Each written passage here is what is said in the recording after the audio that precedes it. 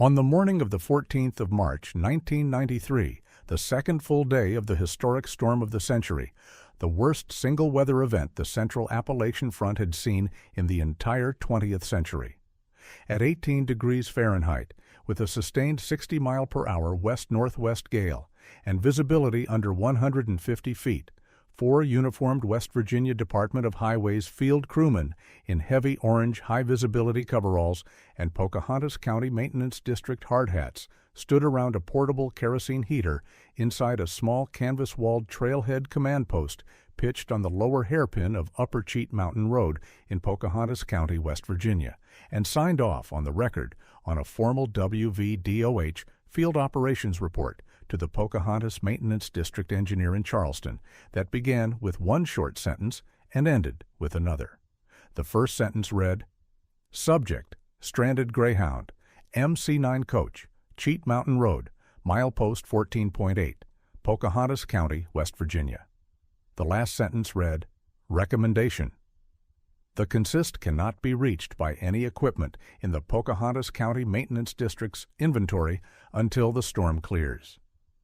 2.5 days into the storm of the century, on a long curving 14-degree mountain pass cut at 4,100 feet of elevation in a continuous mile-and-a-half drift of wind-packed, sleet-glazed Appalachian snow 7 to 9 feet deep across the road, the West Virginia Department of Highways had been beaten by a piece of weather.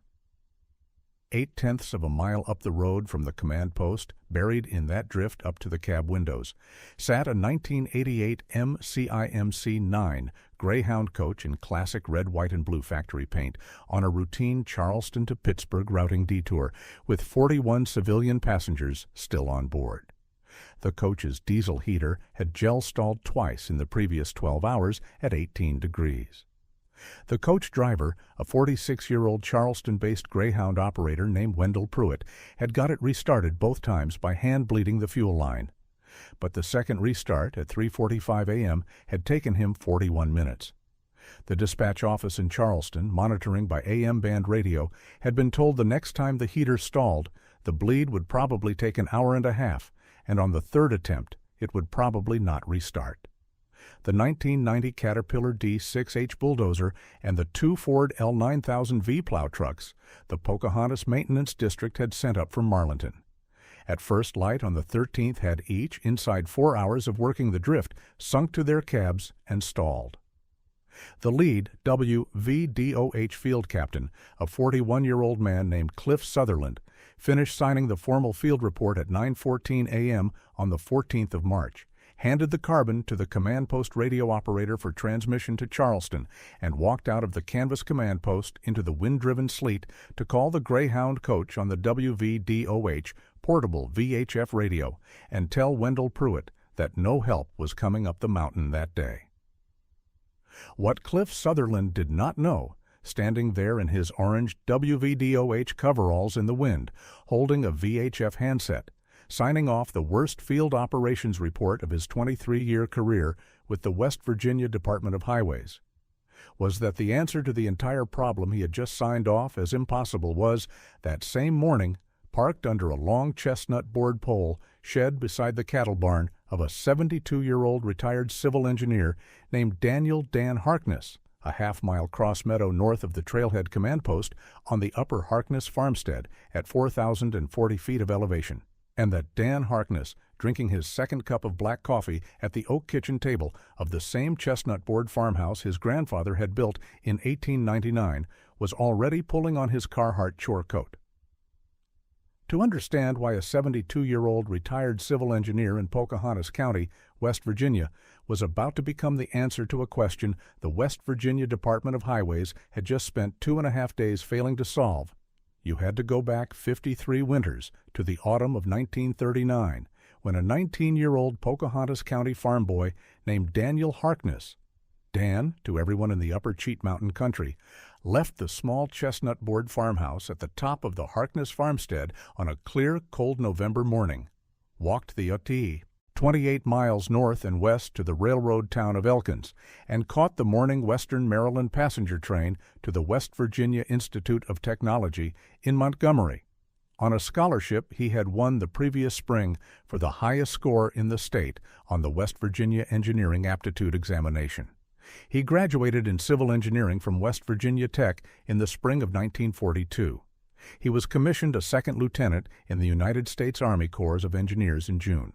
He spent the years 1942 to 1945 with the 1,303rd Engineer General Service Regiment building airfields in the China-Burma India Theater. He came home to the Harkness farm in November of 1945 for 90 days of leave, married a small, bright Methodist girl from Cass named Ruth Sharp on a Saturday afternoon in December, and re-enlisted, with Ruth's full consent, for a 30-year career with the Army Corps of Engineers, running between 1946 and 1971 mountain-grade road construction and emergency mountain recovery operations across the Pacific Northwest, the Cascades, the Sierra Nevada, the Rocky Mountains, the Hindu Kush of northern Afghanistan, and the highlands of central Vietnam. In the autumn of 1965, at the age of 45, then Lieutenant Colonel Daniel Harkness of the U.S. Army Corps of Engineers, Pacific Northwest Division, the same Pacific Northwest Division that had been amended in red ink at Sawtooth Ridge in November of 1962,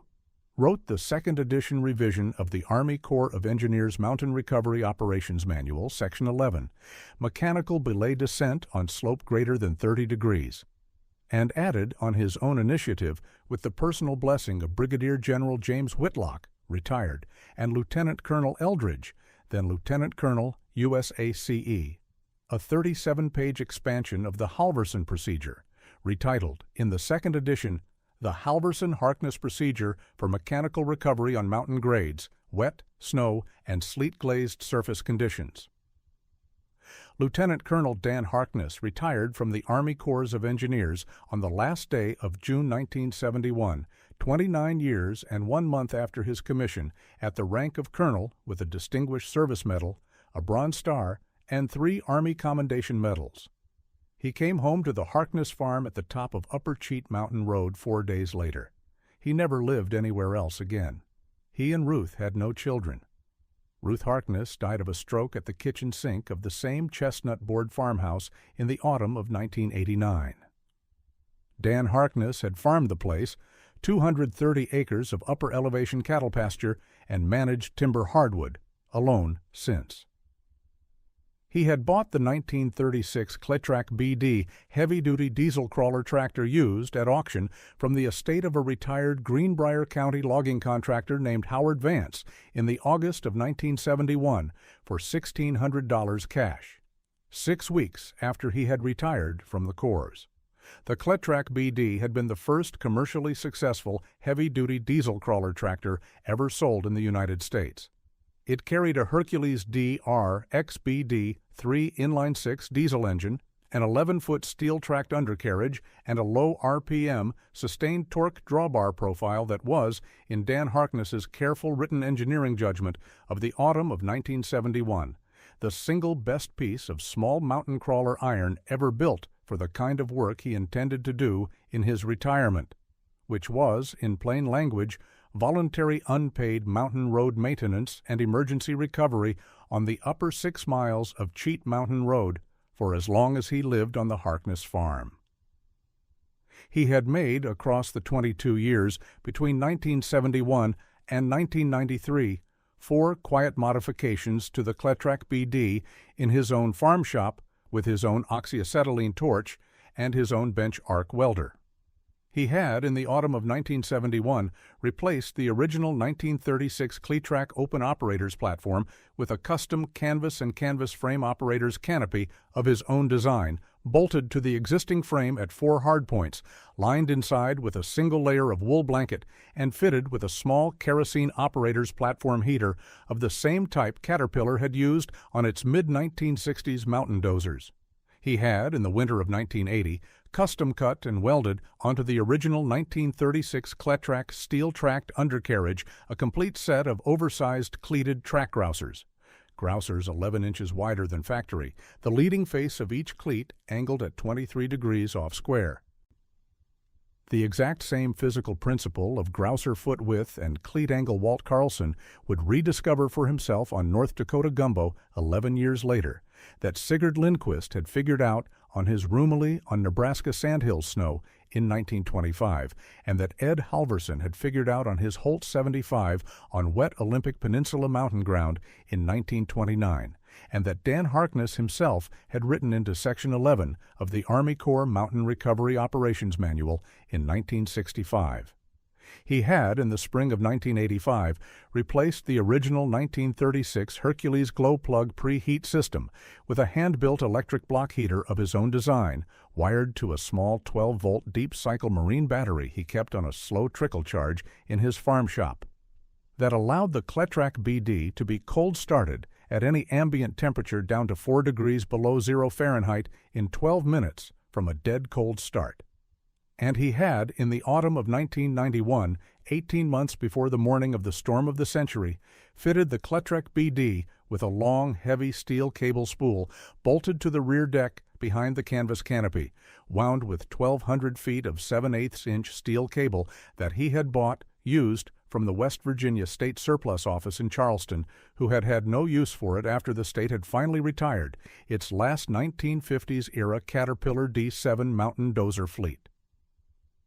The Cletrac BD sat that Sunday morning, March 14, 1993, in the long chestnut board pole shed beside the cattle barn of the Harkness farmstead, under a small canvas dust cover Dan Harkness had hand-sewn for it himself in the winter of 1972. He had been planning, that previous Friday evening, 26 hours before the Greyhound coach left the Charleston bus station on the routing detour, to fire the Cletrac BD on Sunday morning, walk it the half-mile cross-meadow down to the trailhead of Upper Cheat Mountain Road, and begin, on personal initiative, the regular Sunday morning road-clearing pass he had been making in the same Cletrac on the same 6 miles of mountain road every Sunday morning of every winter since the spring of 1979, because Dan Harkness had been the unpaid volunteer Pocahontas County Mountain Road foreman of the Upper Cheat Mountain Road by unanimous voice vote of the Pocahontas County Commission since 1979, and he had not missed a Sunday morning road-clearing pass since. The storm of the century had not, in his quiet engineering opinion, as of that morning, given him any reason to start missing them. Dan Harkness walked the half-mile cross-meadow from the Harkness farmstead to the trailhead command post that Sunday morning in his Carhartt chore coat with the sheepskin collar, his wool-rich red-and-black buffalo-plaid Mackinaw shirt, his felt-lined bean-mane hunting shoes, his chopper mitts, his battered black grease-stained 1962 West Virginia Tech engineering cap, and a small olive-green canvas Korean War-era engineer's musette bag he had carried in his Corps work since 1948, slung across one shoulder. He carried, inside the musette bag, 3 things: a 1971 edition pocket copy of the 2nd edition Army Corps Mountain Recovery Operations Manual, a small black canvas-covered field notebook in which he had been keeping the day-by-day operational log of the Upper Cheat Mountain Road since the 2nd of November, 1979, and a single small laminated photograph taken in the spring of 1962 of his late wife, Ruth Harkness, at the wheel of the same Cletrac BD on the lower Harkness pasture in clear, cold winter light. He arrived at the trailhead command post at 22 minutes past 9 in the morning. The wind was running steady at 58 miles per hour. The ambient temperature was 19 Fahrenheit. The wind-driven sleet was reducing visibility on the road below the command post to under 150 feet. Cliff Sutherland, 41, the WVDOH lead field captain, was 22 years old in 1972, the year Dan Harkness, then a fresh 52-year-old retiree, had begun voluntarily clearing the Upper Cheat Mountain Road in the Cletrac. Cliff had grown up 4 miles south in a small Pocahontas County hill country town called Slaty Fork. He had known of Dan Harkness, in the way that Pocahontas County men of his generation had known of Dan Harkness since he was a boy. He set down his VHF handset, came around the canvas command post desk, shook Dan's chopper-mittened hand with both of his own, and asked him, without preamble, what was on his mind. Dan Harkness told him, quietly, in one sentence. He said he believed he could walk the Cletrac BD up the half-mile of mountain road to the buried Greyhound coach, hook the coach to the Cletrac's drawbar with the 1,200-foot 7/8 cable spool, and walk the whole consist back down to the trailhead at the slow, steady pulling speed of 1.5 miles per hour, weather holding worse than it currently was, inside of 6 hours total. Cliff Sutherland looked at him for a long count. Then he asked Dan, very gently, whether he had heard that the WVDOH had spent the previous 26 hours on the same problem with a Caterpillar D6H bulldozer and 2 Ford L 9000 V-plow trucks,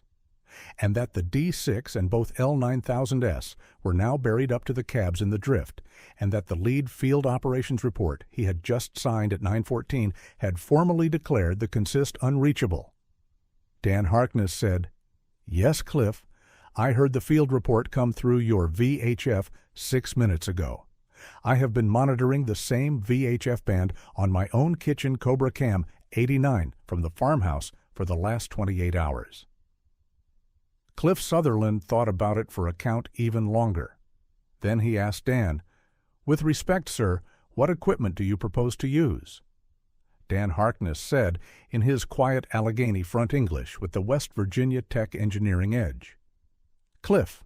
I have a 1936 Cletrac BD heavy-duty diesel crawler with a Hercules DR XBD3 inline-six, a custom canvas and canvas frame operator's canopy with a kerosene platform heater, custom-welded oversized cleated track grousers, a hand-built electric block heater, and 1,200 feet of 7/8 steel cable on the rear deck spool.